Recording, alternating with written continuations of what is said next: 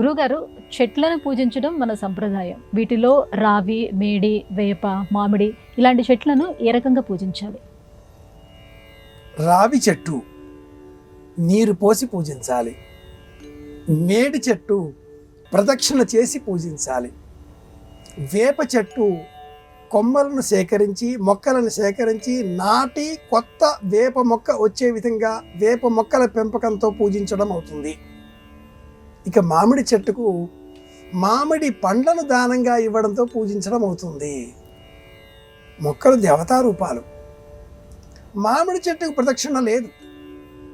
ప్రదక్షిణ మేడి చెట్టుకు. మేడి చెట్టుకు నీరు పోయమని ఉండదు. రావి చెట్టుకు నీరు పోయమని ఉంటుంది. ఏరి కోరి ఎవరు రావి చెట్టును నాటరు. వేప చెట్టును పూజించడం కోసం వేప మొక్కలను నాటాలి. వేప పండ్లను ఎవరు దానంగా ఇవ్వరు. మామిడి పండ్లను దానంగా ఇవ్వాలి. ఏ పండును ఎలా పూజించాలి, గౌరవించాలి అన్న విషయంలో కూడా సనాతన సంప్రదాయం ఇంత స్పష్టంగా వివరంగా పేర్కొన్నది. మనకు తోచినట్టుగా మనం చేస్తాం అంటే సంప్రదాయం అంగీకరించదు.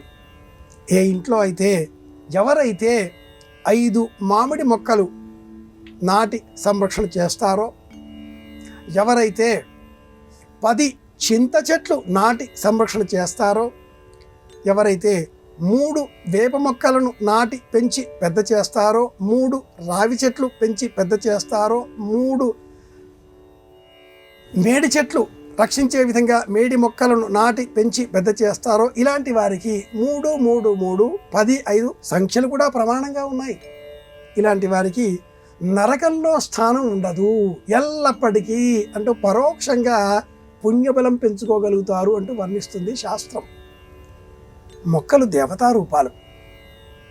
రాగి చెట్టు విష్ణు స్వరూపము, వేప చెట్టు పార్వతి స్వరూపము, అలాగే ఔదుంబరం మేడి చెట్టు దత్తాత్రేయ స్వరూపము. మూలము, కొమ్మలు, మధ్యభాగం బ్రహ్మ విష్ణు శివాత్మకం.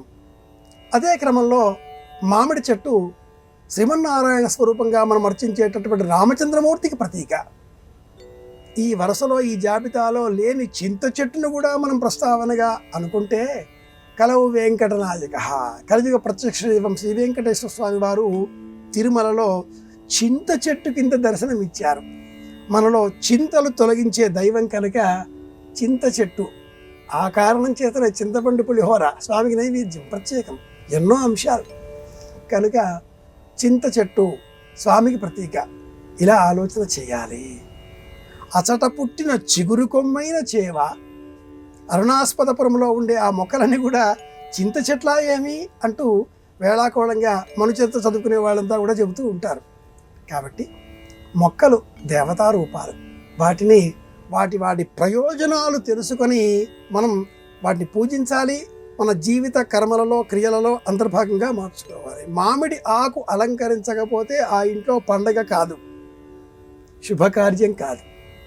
కలశ స్థాపనలో మామిడి ఆకులు వేయకపోతే కలశారాధన పూర్తి కాదు. తమలపాకులలో వక్కలు పెట్టి ఇవ్వకపోతే తాంబూలం ఇచ్చినట్లు కాదు.